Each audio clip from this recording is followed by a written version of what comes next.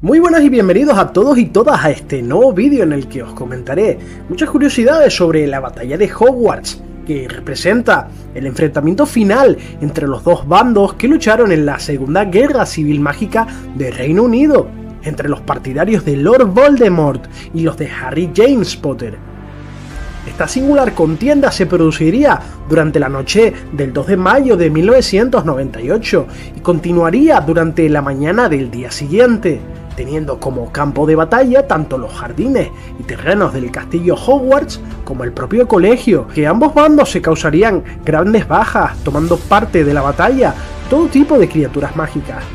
Es una fecha importante en la historia de la magia dado su resultado, tanto en la línea temporal que conocemos como en las que se derivaron luego de que el resultado no fuera el que todos conocemos. Estoy hablando en términos de Harry Potter y el legado maldito. Sin embargo, a pesar de su importancia, los sucesos ocurridos fueron totalmente espontáneos, ya que Harry Potter acudiría al colegio con el objetivo de localizar y destruir uno de los Horrocrux del Señor Tenebroso, dada la visión que tuvo el elegido de que uno de estos objetos oscuros que ligaban a Voldemort a la vida se encontraba allí en el colegio.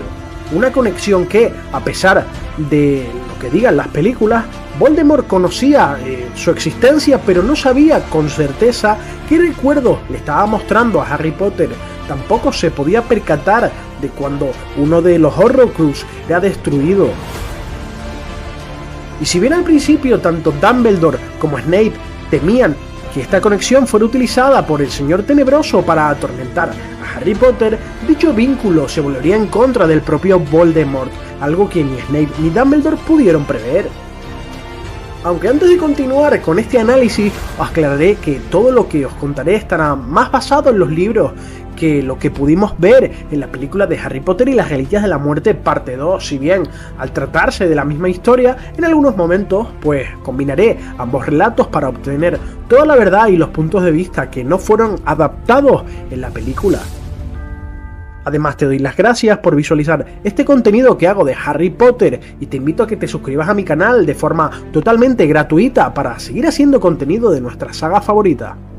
Como decía anteriormente, esta batalla fue inesperada por parte de todos, ya que cuando Lord Voldemort tuvo constancia de la ubicación de Harry Potter, movilizaría todas sus fuerzas, no solo a los mortífagos, sino también a todos los recursos que le permitía el Ministerio de Magia, que en ese momento estaba controlado por él y sus seguidores.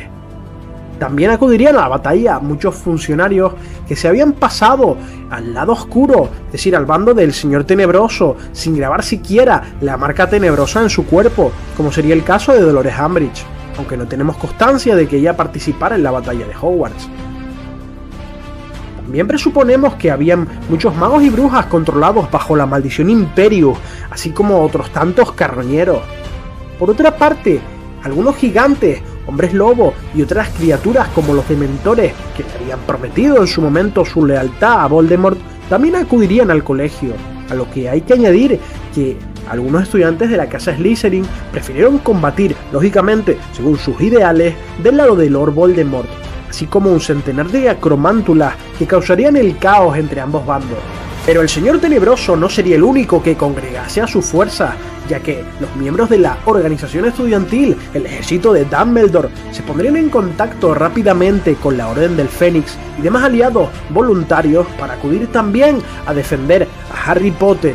Y si bien las fuerzas reunidas a favor del colegio eran muy inferiores contra los mortífagos, lograrían resistir con éxito la embestida de las fuerzas de Voldemort durante la primera noche. El grueso de las fuerzas defensoras de Hogwarts era muy diverso, entre profesores y personal del colegio, alumnos mayores de edad, miembros de la Orden del Fénix, aurores, también casi la totalidad de magos residentes de Hogsmeade. Recordemos este pueblo cercano a Hogwarts.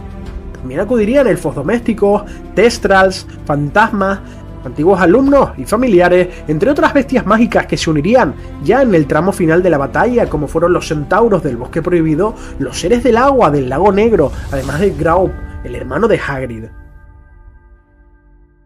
El Señor Tenebroso reuniría sus fuerzas en la Casa de los Gritos y daría instrucciones para el ataque, mientras que el mando de la defensa sería ejercido por Minerva McGonagall y por el auror Kingsley Shacklebolt. Anunciaron a aquellos estudiantes que quisieran quedarse y que tuvieran la edad suficiente que podrían hacerlo para combatir, ayudando a Harry Potter, evacuando por tanto a los menores de edad a través del pasadizo del cuadro de Ariana Dumbledore, que llevaba al pub de cabeza de puerco. En aquel momento Hogsmeade había quedado vacía dado que Voldemort había convocado a su ejército a la Casa de los Gritos, por lo que el pueblo sería el epicentro de muchos alumnos refugiados y de diversos magos que llegarían allí para defender el colegio, como fue el caso de Percy Weasley, que estaba distanciado de su familia. Para dificultar el acceso a las fuerzas enemigas, los profesores lanzaron diversos hechizos defensivos alrededor de los terrenos de Hogwarts, fortificando mágicamente el castillo, aunque todos sabían que Voldemort lograría entrar tarde o temprano.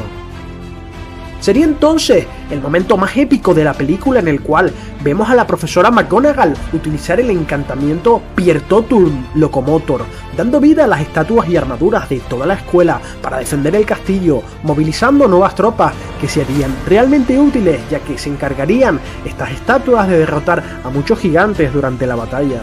Un dato curioso es que en la película, tras usar el Piertotum Locomotor, McGonagall dice que tenía muchas ganas de utilizar este conjuro. Esto tiene una explicación ya que era uno de sus hechizos favoritos, ya que la última vez que lo había utilizado fue durante el primer libro, encantando las estatuas del tablero de ajedrez mágico en las cámaras subterráneas del castillo, con el fin de proteger la piedra filosofal. Volviendo a la batalla, los profesores se habían dividido en varios grupos para abarcar más terreno y separar el grueso contingente de las fuerzas de Voldemort, que de repente amplificaría su voz con el encantamiento Sonorus para darle un ultimátum a los defensores. Deberían entregar a Harry Potter antes de la medianoche y nadie resultaría herido. En ese momento, Pansy Parkinson, alumna de Slytherin, alzaría la voz y pediría a gritos la captura de Harry, pero en ese momento, todos los miembros de las casas Gryffindor, Ravenclaw y Hufflepuff sacaron sus varitas y se pondrían alrededor de Harry.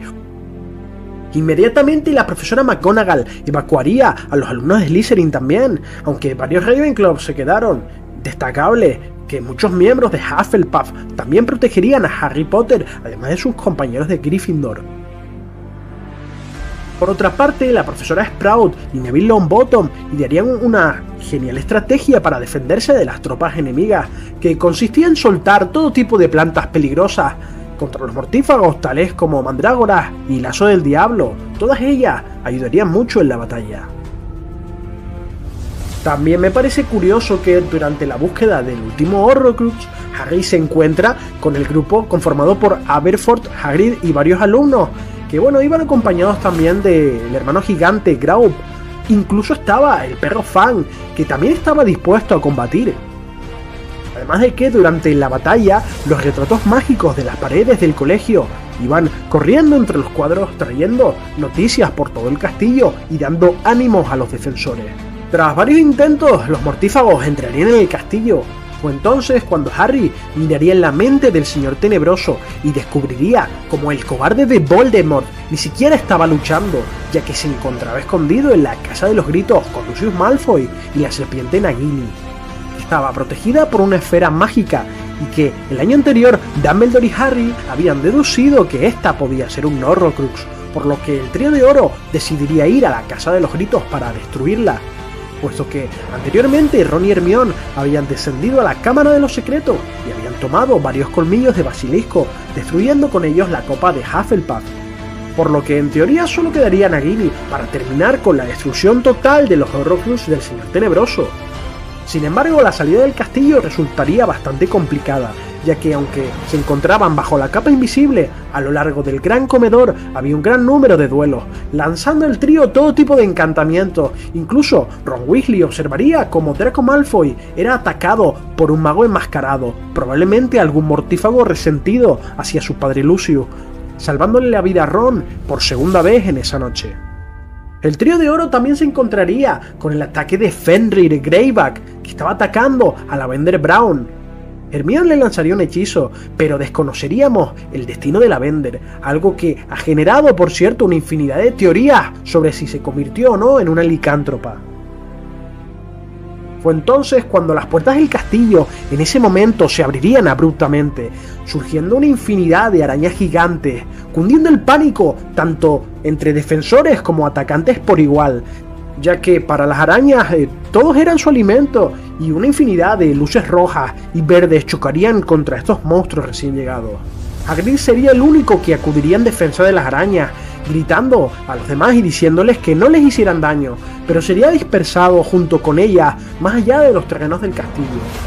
Harry se encontraría muy preocupado por la situación de Hagrid y más adelante veríamos cómo era capturado por los mortífagos. El trío también sería testigo de la batalla entre Grawp y otro gigante, y cuando finalmente lograrían salir en dirección hacia el bosque prohibido, un centenar de dementores salieron a su encuentro y por un momento todo parecía llegar a su final, pero de repente 3 Patronus surgieron de la nada para protegerle, siendo sus salvadores Luna Lovegood, Ernie Macmillan de Hufflepuff y Seamus Finnegan. Si bien los dementores seguían atacándole, pero Harry lograría convocar con gran esfuerzo su gran Patronus, alejando completamente a los dementores. Esto fue lo que realmente pasó en los libros, ya que en la película vimos en su lugar la épica escena donde Aberforth Dumbledore los alejaba con su Patronus con una onda expansiva incluida. Harry, Ron y Hermione se dirigirían al sauce boxeador, la entrada oculta a la Casa de los Gritos, con la finalidad de destruir a Nagini. Justo antes del final del túnel, el trío se colocaría nuevamente la capa invisible, solo para ver cómo Severus Snape informaba a Voldemort sobre cómo estaba la situación de la batalla, puesto que la mayoría de las defensas mágicas del castillo habían caído. Ante esta situación, Snape se ofrecería a regresar a Hogwarts para traer a Harry Potter ante Voldemort, que le dijo que no había necesidad ninguna de que regresara, cambiando de tema diciendo que por alguna razón la varita de Sauco no le estaba funcionando como debería y que solo estaba haciendo la magia que ya era habitual en él, sin ninguna proeza extraordinaria digna de las leyendas que contaban sobre esta. Snape le volvería a rogar a Voldemort traer a Harry Potter, pero se negaría diciendo que el chico vendría hacia él, puesto que Harry odiaba ver cómo sus amigos morían por él, que tarde o temprano vendría a entregarse, y cuando Snape le dijo que los mortífagos podían matar a Harry, el señor Tenebroso le diría que había dado instrucciones a sus fuerzas de capturarle vivo, matando a tantos amigos de Harry como pudieran en el proceso. Luego se produciría la conversación que todos sabemos sobre la varita de Sauco, en la que Voldemort reflexionaría sobre los poderes de la vara letal, llegando a la conclusión de que tenía que matar a Snape para que la varita le hiciera caso, creyendo incorrectamente que Severus tenía su lealtad por acabar con Dumbledore, dándole la orden a Nagini en lengua Parcel de que acabara con la vida de Snape. Esto sin ninguna compasión, ni tan siquiera agradeciéndole sus años de servicio como mortífago. El señor Tenebroso solo acertaría a decir en la película que solo él podía vivir para siempre. Voldemort y Nagini abandonarían la Casa de los Gritos, dejando a Snape totalmente indefenso y tirado en el suelo con una herida mortal. Pero algo le impulsaría a Harry a salir de su escondite y ver los últimos momentos de vida de Severus, que le transmitiría su memoria. Por lo que Harry emergería del pensadero con una enorme sensación de terror, sabiendo una verdad que le habían ocultado durante toda su vida. Durante esos 17 años había sido el niño que sobrevivió, pero al parecer su destino final no era sobrevivir a la batalla, ya que era un Horrocrux de Lord Voldemort que también debería ser destruido. El misterioso plan de Dumbledore por fin salía a la luz, y era por tanto sacrificar a Harry para que el señor Tenebroso muriera. Esa era una verdad con la que Harry tenía que lidiar a estas alturas de la saga, por lo que tomaría la decisión de entregarse por el bien de todos, ya que no quería ver a nadie más morir por él, además de que había visto en el gran comedor los cuerpos sin vida de Lupin, Tonks y Fred, entre muchos otros que conocía. Comprendiendo que entregar su vida era la única solución, reuniría un enorme valor para caminar con calma hasta la muerte, pero no antes de encontrarse con Neville Longbottom y pedirle expresamente que matara a la serpiente Nagini si se le presentaba la oportunidad, además de que Ron y Hermione también sabían este secreto, por lo que cuando él cayera todavía habían posibilidades de derrotar a Voldemort. Harry se pondría la capa invisible, viendo el caos y desolación en el castillo. Se encontró con Ginny, a la que quiso consolar y abrazar, pero no podía perder más tiempo. También vio la cabaña de Hagrid, en la que había compartido tantos momentos y decidió avanzar hacia el bosque. En ese momento recordaría su primer año en Hogwarts. Muchos recuerdos le venían a la mente, como cuando atrapó en su primer partido de Quidditch la Snitch dorada, objeto que Dumbledore le había heredado sin saber qué utilidad podía tener, ya que no había podido descifrar la frase de "me abro al cierre", pero entendería raudo el significado de aquella frase. Harry tocó con sus labios el metal dorado y susurró: "Estoy a punto de morir", viendo para su sorpresa como del Snitch surgía una pequeña roca negra, nada más y nada menos que la piedra de la resurrección, haciéndola girar 3 veces en su mano. De repente aparecerían unas figuras conocidas alrededor de él. Veía con total claridad a Sirius Black y a su antiguo profesor Remus Lupin, también a sus padres James y Lily. Todos estaban allí arropándole en ese duro trance final. Lily elogiaría la valentía de su hijo. Sirius le consolaría diciéndole que morir era más rápido que quedarse dormido. Lupin le diría que su sacrificio serviría para que su hijo y muchos otros conocieran la verdadera felicidad sin guerras mágicas, mientras que su padre James le dijo que se quedaría con él hasta el final. Harry siguió avanzando, pero comenzaría a sentir el frío de los dementores. Harry apenas tenía fuerzas para convocar su Patronus en ese momento, pero sus seres queridos lo rodearían y aunque el frío era muy pesado, Harry continuó caminando sin temor alguno, ya que los resucitados actuaban como un Patronus invisible con que los dementores no podían tocar a Harry. Entonces aparecieron los mortífagos Yaxley y Dolohov, que habían escuchado un ruido, pero pensaron que había sido un animal, y como no veían nada, creyeron que Harry podía estar bajo la capa, aunque, como igualmente Harry tampoco se revelaba, decidieron volver con Voldemort y dar por concluido el tiempo de espera. Harry los seguiría a ambos sabiendo que lo llevarían ante Voldemort. En sus últimos momentos, Harry sintió especialmente el cariño de sus padres, hasta llegar al claro donde apareció por primera vez el monstruo Aragog. Una intensa llama ardía en mitad del claro, con una multitud de mortífagos expectantes ante el desenlace de la historia. Harry vería muchas caras conocidas, Lucius y Narcissa Malfoy, que parecían derrotados y llenos de terror sin saber el paradero de su hijo Draco. Bellatrix también estaba allí sentada junto a su señor oscuro, muy despeinada y con rastros de sangre en su cara, pero parecía estar ilesa. Harry también observó cómo Nagini se contorsionaba dentro de una jaula mágica y comprendió que sería un error atacarla, por lo que tuvo que esforzarse al máximo para evitar la tentación de luchar. Voldemort estaba en una calma tensa, sus ojos parecían arder casi tanto más que el propio fuego que tenía delante, cuando le dijeron que Harry no había aparecido. El señor tenebroso parecía contrariado, diciendo que esperaba que Harry se presentara allí. Confiaba en que se sacrificara por todo, pero al parecer se había equivocado. En un último arrebato de valor, Harry le dijo que no estaba equivocado, hablando tan alto como pudo para no mostrar temor y contradecir a Voldemort una vez más, soltando la piedra de la resurrección en el claro, y miró a la cara a Voldemort para terminar con esto de una vez por todas. Los mortífagos gigantes y las otras criaturas se incorporaron y vitorearon inmediatamente, incluso Bellatrix parecía reírse burlonamente, pero Voldemort estaba inmóvil y en silencio. Sin embargo, Harry escucharía los gritos desesperados de su amigo Hagrid, que estaba allí atado y prisionero. Harry y Voldemort se mirarían una vez más, y en esta ocasión Tom Riddle sonrió al ver que Harry ni siquiera sacaba su varita.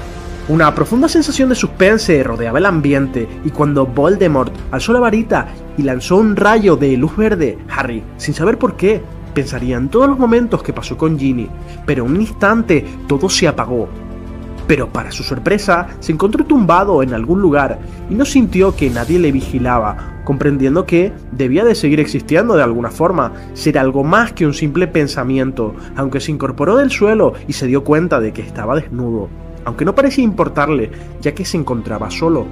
Ya no estaba en el bosque, una espesa neblina blanca lo rodeaba todo, y ya no sentía ni el frío de los dementores ni el calor del fuego.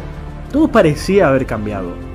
Pero de repente oyó un desagradable sonido, y cuando fue a comprobar qué era, una túnica aparecería, con solo desearlo, por arte de magia delante de él, pensando que quizás estaba en algún lugar especial, como la sala de los menesteres. Pronto descubriría que el origen de aquel ruido era una extraña criatura acurrucada en el suelo, que estaba en carne viva, probablemente desollado. aunque rápidamente apartaría la vista de aquel ser que se estremecía de dolor. Harry apenas pudo soportar contemplar aquella criatura, un ser pequeño y frágil que estaba sufriendo, y Harry pensó por un momento en ayudarle. Pero alguien le detuvo y detrás de él escuchó una voz muy familiar que le decía que no podía ayudarlo. Albus Dumbledore caminaba muy alegremente hacia él, triunfante, mostrando una amplia sonrisa de orgullo, diciéndole a Harry que era una persona maravillosa, tendiendo ambos brazos para recibirle junto a él, que había demostrado un gran valor invitándole a dar un paseo juntos. Harry parecía muy aturdido, aunque le siguió, y juntos recorrerían aquel misterioso lugar, mientras que Harry se preguntaba qué estaba pasando y si era el verdadero Dumbledore realmente.